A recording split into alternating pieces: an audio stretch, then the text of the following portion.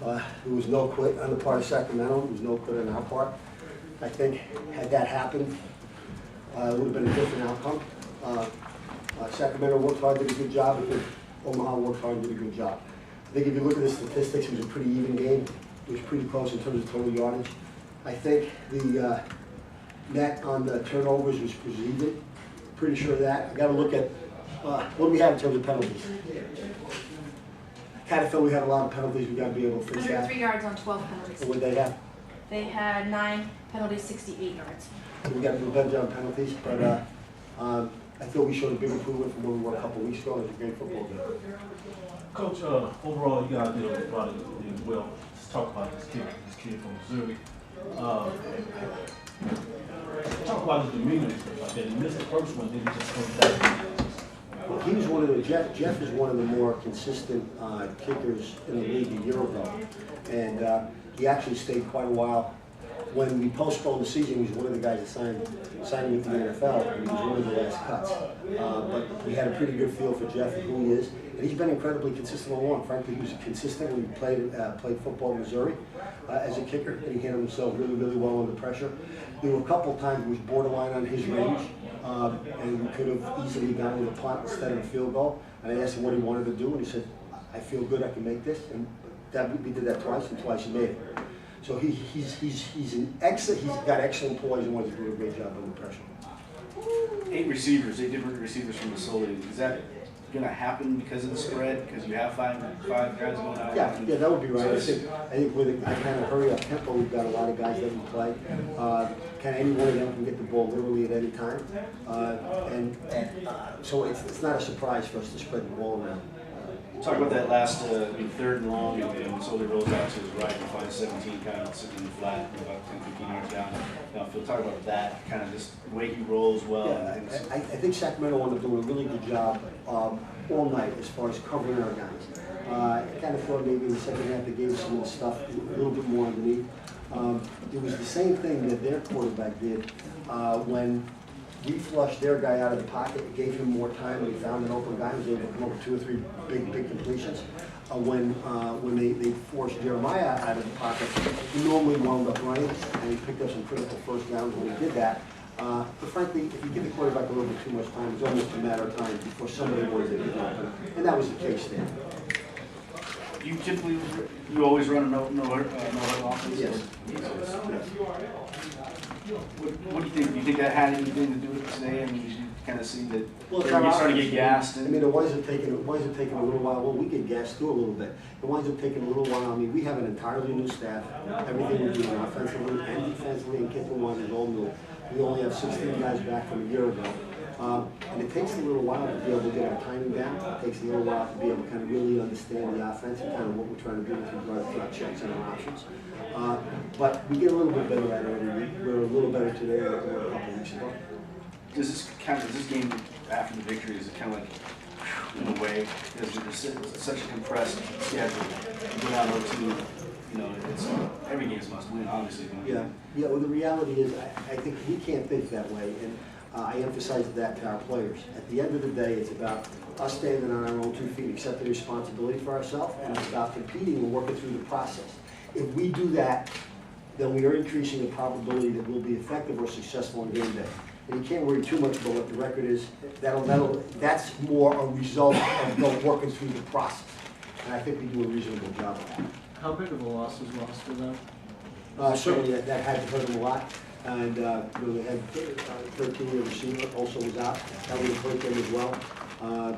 Corey was the most valuable player in the league last year. He led the league in rushing. He led the league in receptions, or reception yardage, I think. And he's a good player.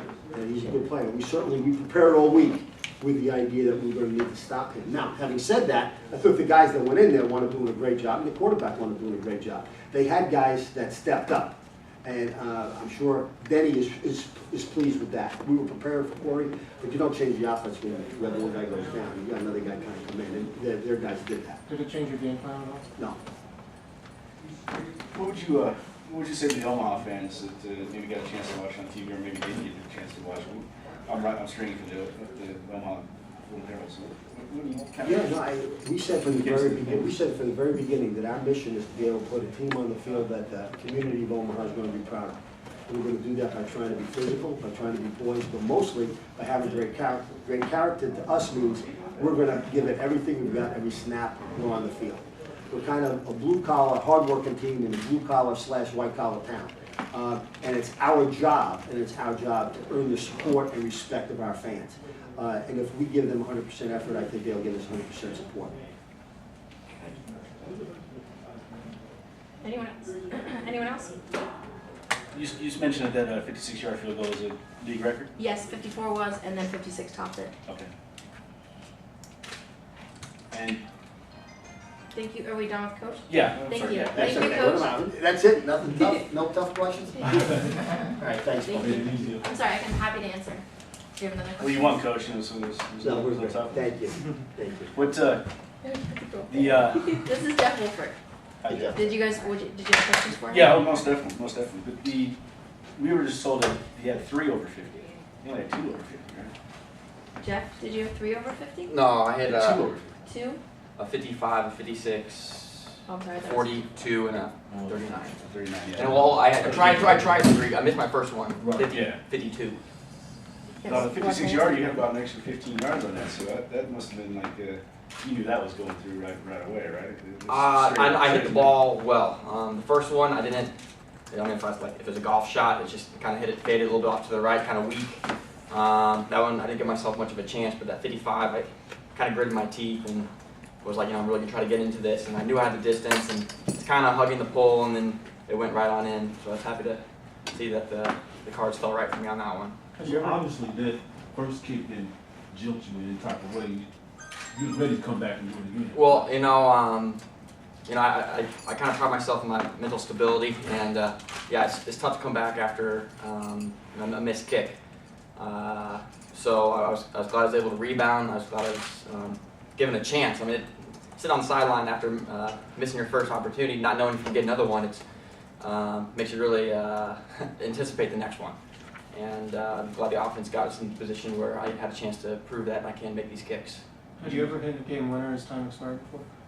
Yeah, I've hit one versus Baylor back when I was playing for University of Missouri as a 34. Did you get a chance to hear Coach talking about, there was a couple times you were on the edge of your range and he asked you, I mean, is he typically do that? Yeah. Because what are you gonna say, no? You know, this is the first coach I played for that just directly point blank me, hey, are you gonna make this kick? Can we kick this kick? And we're kind of putting a bind on a couple of those spots where we're right on the edge. I said, hey, Coach, 35-yard line, get me to the 35-yard line at the beginning of the game. That's my spot. We can kick it. Well, here we are at the 37, 38. So that's kind of out of my range, but he left it up to me. If I'm feeling it, I'm looking at the wind, kind of seeing how I feel. My confidence is up. And he said, hey, Jeff, can you make this kick? I was like, Coach, I got it. Because the punt team was about to go on. He goes, no, Jeff, can you make this kick? So I thanked him for that later because I wanted that kick. And, a lot of times it's not up to me, but I like that you kind of put it in my hands, decide, hey, can I make it, can I not? I mean, are you ever gonna say no? If it's the other direction, I would have said no. We had just a slight win on my favor. And, it's in the best interest of the team to, it's not for me to make long kicks. It's, field position you got to take into consideration. It's, do we want to keep our offense out or do we want to punt it and play the field position game? So, I'll say no, but I felt like I could make those, and I was glad I was able to. Guys, thank you. Thank you. Thank you very much. First interview in therapy.